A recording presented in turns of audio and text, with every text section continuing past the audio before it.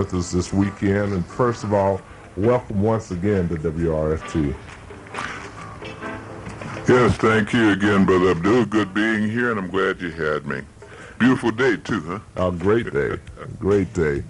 And last time you were here, you gave us a number of different things to think about. A myriad of things to think about. And I'm still chewing on some of the things that I heard the last time you were here. What brings you to Atlanta this time? Well, hopefully some of the chewing got digested by many of the audience also. And now I'm trying to see here what food was laid in the bloodstream and what it's done. Right. We've got a lot of things to talk about. Tomorrow, of course, at the Florence Jackson Theater, the main topic is hurricanes, earthquakes, prophecies, and you. We're going to take a look at the various prophecies cross-referenced from the Book of Revelation, Edgar Cayce, Nostradamus, Paracelsus, Mother Shipton, a black woman down in Louisiana who did a lot of prophesying that came true. Nobody talks about her. And then we're going to cross-reference it with the Trilateral Commission and some of the things that they're doing, especially now with the new monies that are coming out and the population control meeting in Cairo, of course. And, of course, even the weather that we've had. And if you're living in Georgia, this state, you got to know about the weather, especially from last year, you know. Mm-hmm. And, again, the kind of rains that we've had here in July. So not all of these things may be natural. We'll be looking at all of that. So I'm going to kind of skirt some of that topic today because we're going to have a good 2 or 3 hours tomorrow on it. But again, I think that with that in mind, it should be something for everybody.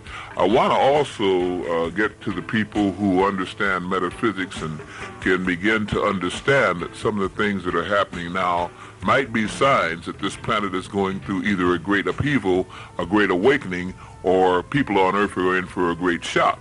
There are others, of course, who go 9 to 5 and say, oh, as soon as you mention metaphysics, they want to turn away. Let me say for them that there are a number of subjects that we cover, such as AIDS, the Melanin Wars, again, the new money concept and dispersing of the Constitution, which will infect their stock investments, their bank accounts, and they should also be coming out to hear some of the things there, too. So it's not just for the so-called surrealist, but also for the so-called materialistic, hardcore, pragmatic person. They better watch their bank account and they better watch their money very close. So we got something for everybody, I think.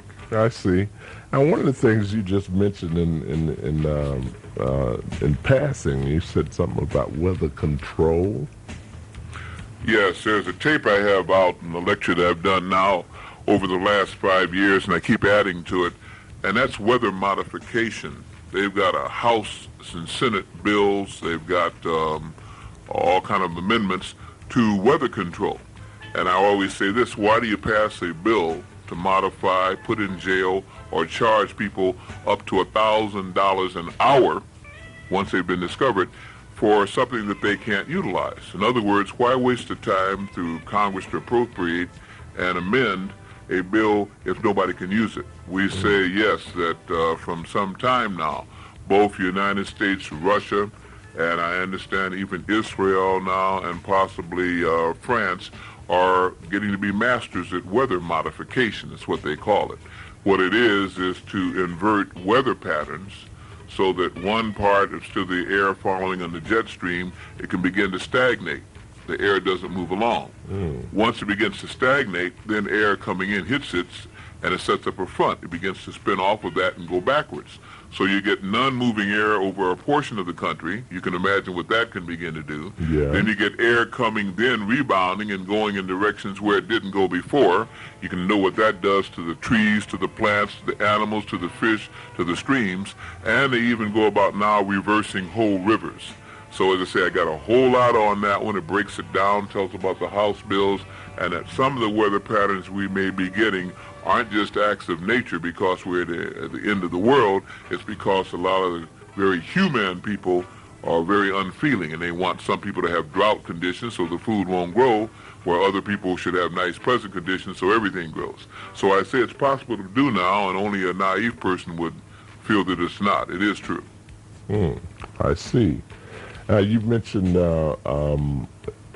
predictions or prophecies of weather of catastrophic conditions? Yes, there's a booklet of prophecies we have out. This is very inexpensive, $3.50. It lists the 32 prophecies from now to the year 2000. All of these things should happen by 2000. There will be time after 2000, but it'll be so changed. As we can see, things are changing each year. And it lists the things that will happen in the United States, things that will happen in Africa, things that will happen in Britain, or what they call the European theater, things will happen on the oceanic islands, things in the Arctic and Antarctic. And I say that because people don't even think about the so-called ends of our planet, the poles. But what happens in the Antarctic, if that ice bridge begins to melt, and it is already, can set up what they call the different stream patterns that happen and affect the ocean. And as these oceans currents move toward our shores, that's where you can also get tidal waves and earthquakes again. There's so much happening, period. It gets into a lot of the new discoveries in genetics, genetic manipulation, gene splicing, cloning, all of these things that they say can't happen, it's happening every day. So I think they'll get a big kick out of hearing these things. Again, my point is that they're being said not because they may happen, but because many of them are in the process of happening. Plus, we've got some things we feel in the next 6 years that will be happening.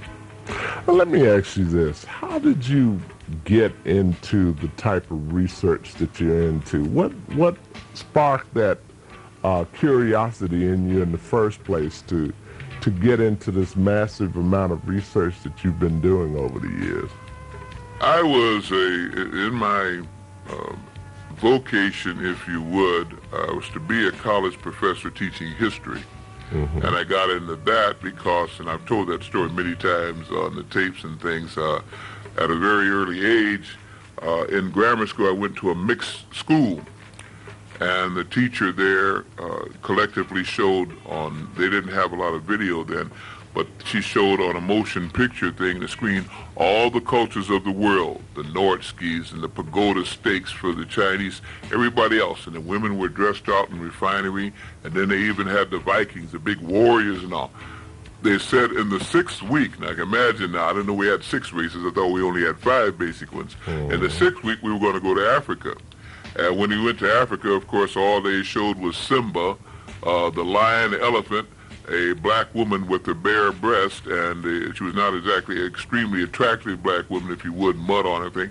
And then the black man looked worse than that, the bone in the nose, a whole bit, and the loincloth. And that kind of just devastated me. So from that point on, I wanted to find out more about history, and then I found out that a lot of the things that they were teaching me in high school and even in the college and post-grad school were lies. So that got me into the history portion. Then in getting to the history portion, I began to find what I call anomalies. Things in history they didn't talk about, like underground cities that were lit up in Baghdad, about penicillin in ancient Egypt, about the use of crystals and things in the Great Pyramid that were taken out, about in the Valley of the Kings showing some kind of reptilian figure in clothing, and then some kind of a UFO or something in the sky, written right on the walls there in Tutankhamun's tomb and this kind of thing. So I began to see these anomalies, and of course, like any other inquisitive person, that's what I wanted to find out more about. Then when I found out that some of these learned professors that had been teaching me, some of the deans of the department, that when I asked these kind of questions got on my case, had in their libraries and stuff books along this line. Many of them belonged to secret societies and knew a lot about it, had even spirited books away from own and had libraries where they were researching what my people had done. So after that, I had an encounter, is what I call it again, with what I consider an extraterrestrial. That's also on tape, so it's nothing new. And of course, that completely changed my life around. Being also a minister, then I wanted to see, well, now how does this correlate with what they had been telling me? This was the only planet and that everything in the universe was spinning around so we could see it, and that there was only one life form and without Adam and Eve.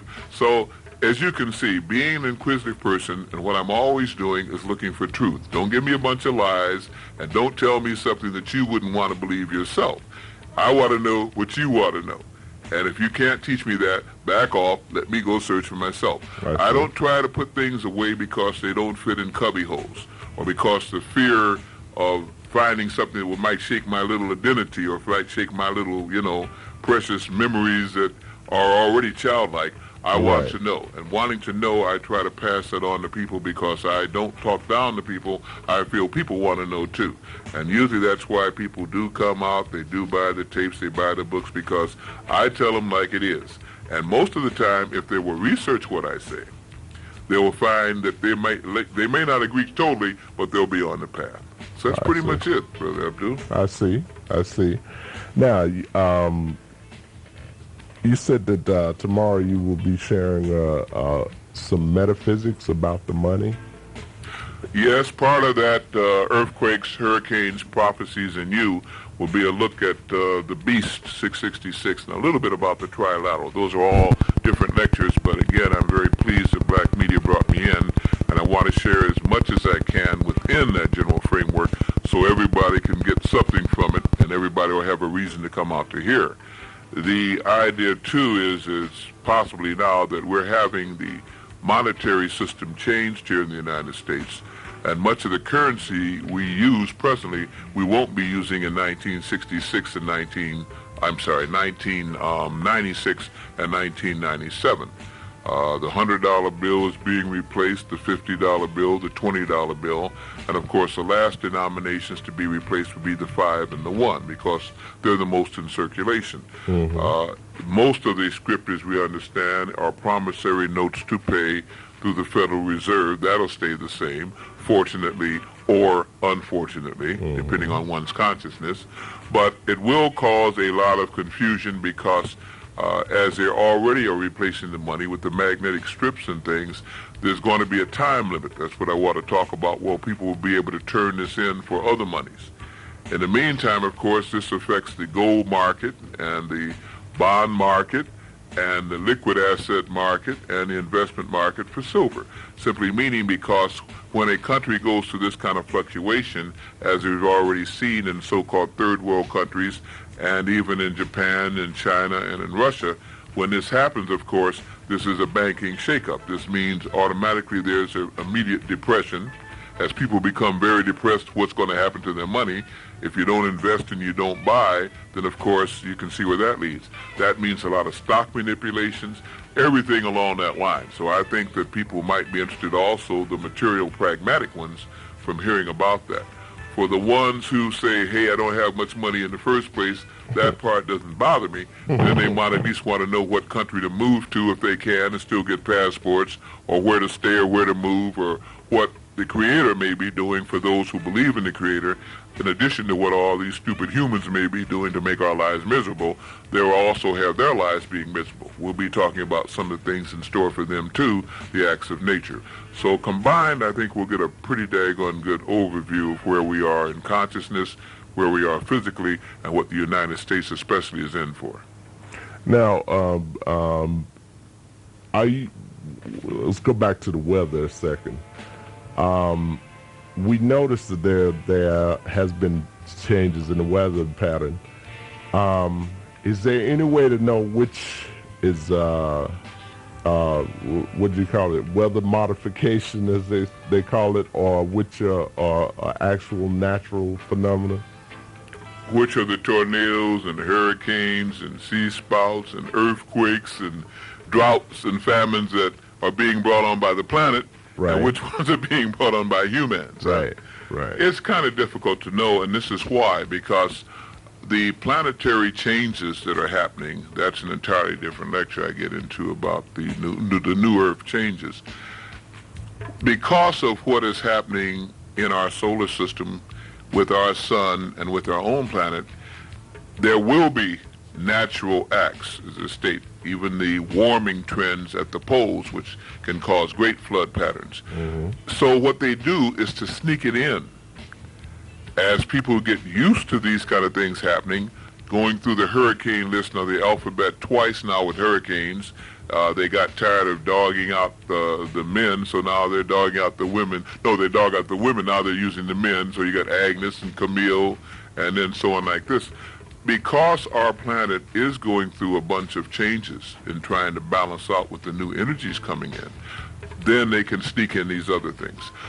Tesla is one of the people we hear about. Granville Woods we don't hear too much about. But both of those people did a lot to playing with ELF waves, extremely low frequency or extra low frequency modulations. In doing so, this is a pattern of energy that overrides our basic broadcasting things, AM, FM, even UHF. And it causes a sink in energy patterns and energy waves, sound waves, video waves, any kind of waves. When you begin to get this, you create what they call vortexes or energy overrides. I don't want to get real technical, but all I'm saying is when you can use this, and you can use it at will to create stagnant fronts, then it's hard to know which is what. And that's exactly the way they want it. They want you to think it's acts of nature. Acts of nature, nature always warns first. Humans never warn. In fact, they strike very swift and they're very deadly and very insipid and insidious too. Nature always warns you first. It's just that man usually does not heed the warnings. Animals do.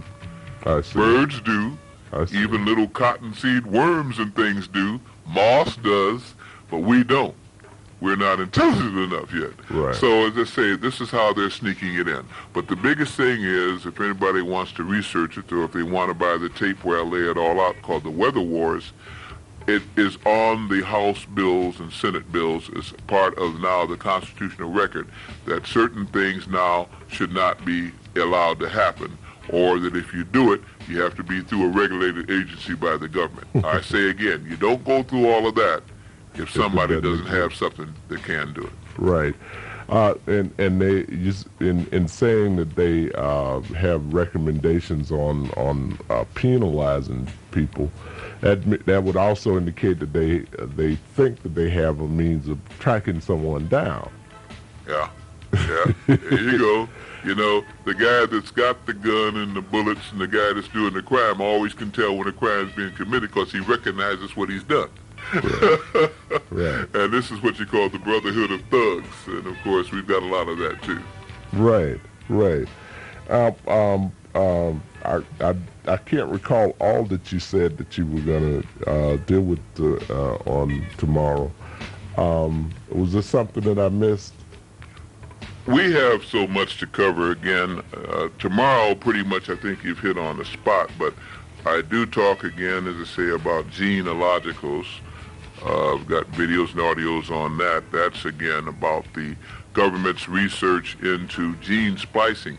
People went out and saw Jurassic Park, and it was a real fun movie, except when they start talking about Velociraptors and Tyrannus Rexes being reborn, we say, aren't we glad that that's not possible, but isn't that a movie that makes you think? Well, I'm saying it is possible. Cloning, not only have they cloned human beings, and that's a written record at the University of Chicago almost 18 years ago, where they cloned 5 twins and put them out on an island to watch their growth.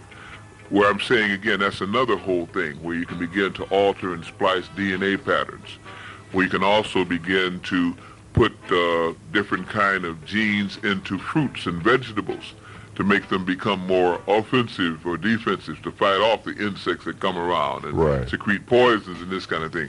That is a whole milieu of problematics that we should deal with. There's another one that I have, again, called pyramids, hominids, and diamids. Okay. Pyramids, of course, many of the brothers and sisters are into pyramid power, or have been, or studying the Great Pyramids, and of course the one at the Temple of Giza in Africa, per se. But what we're not understanding is that there are pyramids all around the earth. There's a whole tape on that one. Hominid simply means bipedal, walking erect, so-called Homo sapien. Then we're finding now that this hominid has begun to now act with what are called diodes and diamids. And I have a tape again, audio video. This is one of the what they call diodes that I have. Now, as you can see, it's very lightweight. Doesn't seem like it does much, but it can do a whole heck of a lot. It can begin to alter energies from very oscillating frequencies. Shortwave radios, cellular telephones, microwave ovens, the basic color TV set that you have in your home. All of these things broadcast energies that are very harmful to cells. I've got a whole voluminous amount of research on that. This little item put on the left side of the body and worn can redirect those kind of energy and signal flows. So I've got everything about that, about electronic diseases, which is what I call it, and also diodes and even diode mids that can be brought into the home that can help those frequencies from all of it. Put one in your attic, one in your basement, and your whole house can begin to have that oscillating, radiating frequency people know as radiation transformed, where it can help a person rather than injure a person. And I have experiments that I do on that one. As you notice, I got on a lot of jewelry today. I haven't turned completely effeminate, no way. But again, these are magnets. And again, I brought my wife with me this time when I came out. People ought to say, hey man, where's your wife? Why don't you ever bring her? Well, I brought her because her research area is magnetism and magnetics. She's an engineer and has worked very closely with some of these things. And with these things, they look colorful, but this watch has a magnet with 5 magnets on it.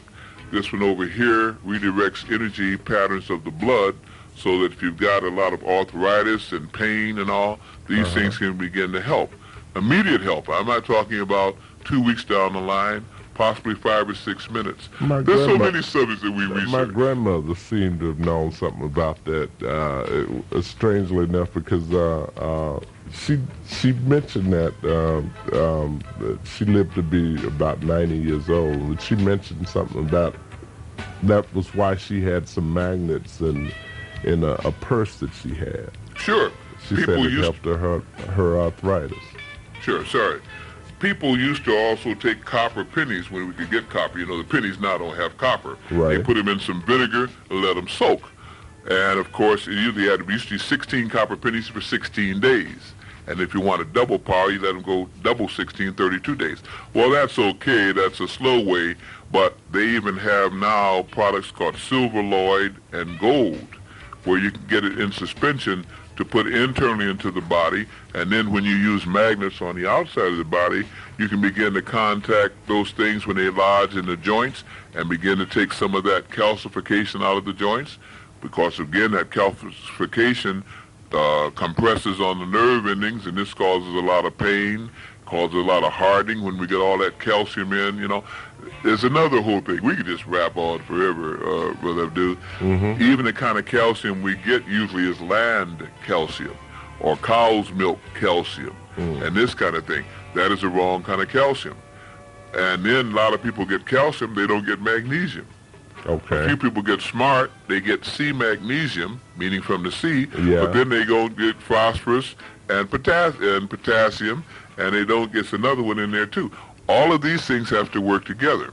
So now we've researched that. We have products where your basic C minerals are now coupled all together.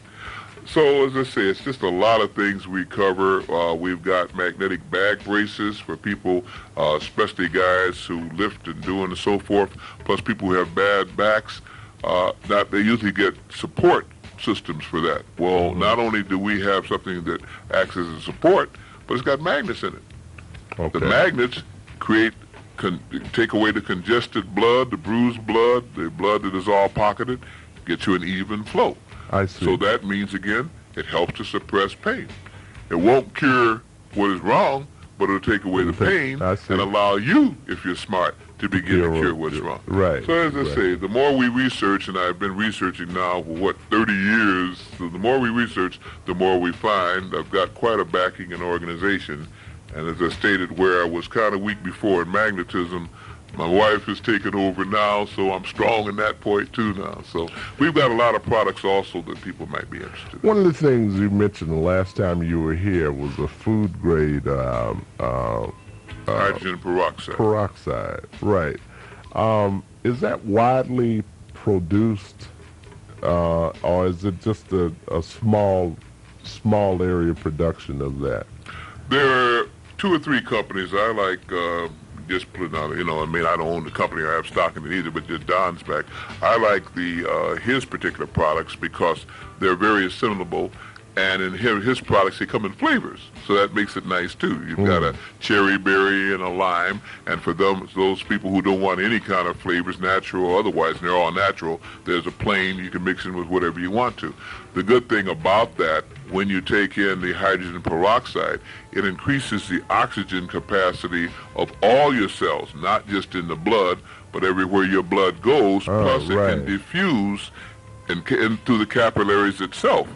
And of course, oxygen is what our body must have in order to work. Right. Everything we do requires combustion, the use of oxygen. Every cell must have oxygen. And in most cases, our oxygen is so poor and sometimes so poisoned because of the atmosphere we breathe, and again, all of the strontium-90 and carbon particulates. So this helps to clean that out. We got another product too. Now that's all that hydrogen peroxide will do, but it's a big thing. It will cause your body to be able to utilize more oxygen, raising your vibrational rate. We got another product, that Genesis 1000, that you can carry with you. It kills anaerobic bacteria.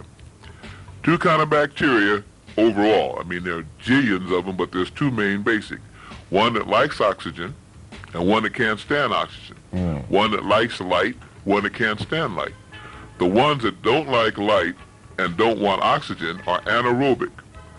When you get that, that's when you get your problems internally with the blood with bad bacteria. That's your unfriendly, that's your putrefacted bacteria. The good kind we want, which they call the friendly flora, that's the one that's in the, you know, when you go to the bathroom, it stops all the congestion in the colon and so on and so forth again. That is called the aerobic bacteria. They want oxygen. So this other product kills off the ones that doesn't want it. So you can take it with you. If you're traveling, want to put it into your water supply, want to rinse off your vegetables for those who are vegetarians, want to kill some surface bacteria on meat if you're a meat eater. You want to begin to spray it on your face if you got bumps and pimples that have bad bacteria in them. People who have psoriasis, some forms of it. People who have what they call impetigo, where it's very deadly. Got a product that helps that. Product's very inexpensive considering. So that's another form of the oxygen. We've got oxygen capsules for the colon, where it releases oxygen only in the colon, which means it kills off the bad bacteria in the colon. That's the friendly flora, the Acidophis and bifidus grow there. We've got products for everything because we've been researching them, and we try to get also the ones that are, you know, the best for the people too. Chlorophyll products and all like that. One of the things you mentioned, genetic engineering. Genetics is something that's in the news every day with blood testing of what's his name, O.J. Simpson and so forth. One of the things I'm curious about, has your research shown you that it would be very possible to make a designer disease through genetic engineering? My research has showed me that it's very possible to make a designer disease through genetic engineering. People have heard about Global 2000. Some folks say it didn't mean it at all. No population control. Cairo conference is not happening. People say also that it's God's will that man be beset with plagues. All of that may be true. But if you realize that for a long time, this country and scientists around the world who work for these governments who want to control people have wanted for a long time some kind of genetic bomb, some kind of population bomb, something that can take out people, and specifically kinds of people that they want taken out without affecting other people and not bothering property. They put up these $5 billion buildings and $20 billion buildings. I remember they got a $20 billion building, okay? And of course, millions are nothing to them. They don't want their property involved, but they would like to take certain people out that they don't like. So of course, this would be a genetic bomb. They state that this doesn't exist. I state that possibly AIDS, when it was being formed as Legionnaire's disease, when it was being formed with herpes simplex, You know, I often ask, whatever happened to herpes, basic herpes, then herpes 3, and then herpes 4, and then 6, and then complex, and then Legionnaire's disease. Now you don't hear about all of that. All you hear about is the great scourge AIDS. Well, I say this is as they were getting it perfected. Now, of course, it's kind of adapted all of the bad traits of the rest of them, and we've got the one thing going now. There's just a lot of research. As I state again, if I put most of these things on tapes, and there's a tape called AIDS, What It Is, What It Isn't. There's a tape that went with the Kenron and Dr. Kokage and what he discovered again under veterinarian medicine, again called AIDS, The Update. He even gets into, what do they call this thing, Immunex that they brought in. And interesting too, the company, and I won't name it on the air, but the company that puts out that particular one has on its board of directors, which is 16 people, 3 of them that was behind this previous emperor who said that black people in the United States were the reason why the United States was backwards and going downhill. Now they're the ones manufacturing the thing that's supposed to help AIDS, and they try to say that homosexuals and black people were the main ones bringing in AIDS. By the way, that's a big lie on both. They're not the main ones with the AIDS at all. In fact, in Britain, they have set aside a camp and are still building it where they can in turn wall off up to 25 million people if necessary, which they feel by 1998 will be the amount of AIDS in Britain. I didn't think Britain had a population of over 36 million, and they can set aside 25 million into these camps. So yeah, I think that that's also possibly, but then again, I can become paranoid when I see very malicious people at work for 30 years. I see. Well, as we can see, that there will be a number of subjects that can be touched on tomorrow, and some of them will be, and some will be gone into more in depth. Once again, Dr. Deborah Blair will be at Florence Jackson Academy tomorrow at 3 p.m. And Florence Jackson Academy is located 1581 Fairburn Road. And if you want more information, you can call 344-1030, 344-1030, or you can call 756-9658. Let me also say too, Brother Abdul, I am the director, and I get chewed out by some of my members in Chicago. We have a center there. And a lot of the research that we're doing now, a lot of the things in tapes and magnets and things like this can be gotten year-round. Of course, they can't ship all of our products out. And a lot of people have called and written, but again, we say we have a whole packet of information. Obviously, with all of these materials, we just send them that packet.